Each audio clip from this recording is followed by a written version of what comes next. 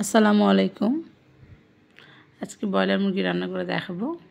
পাগুলো ফেলিনি, পাগুলো সম্পূর্ণ নিয়ে নিয়েছি। মাংসগুলো টুকরা করে আমি নিচ্ছি। পেঁয়াজ দিয়ে দিলাম, আদা রসুন বাটা দিয়ে দিলাম, তার সাথে জিরা বাটাও আছে। মরিচ বেটেই আমি খাই, মরিচ বাটা দিয়ে দিলাম, হলুদ গুঁড়ো দিয়ে দিলাম, লেবু কাটে দিয়ে দিলাম, লেবুটা চিপে দিলাম, পরিমাণ মতো লবণ, তেল দিয়ে একটু মেখে নেব। হাত দিয়ে মাখলে স্বাদটা একটু অন্যরকমই হয়, কারণ হাতের মধ্যে একটা ভালোবাসার ছোঁয়া আছে। ধনিয়া গুঁড়া দিয়ে আবার একটু মাখিয়ে নেব। মাখিয়ে নিয়ে সামান্য একটু পানি দিয়ে আমি বসিয়ে দেব।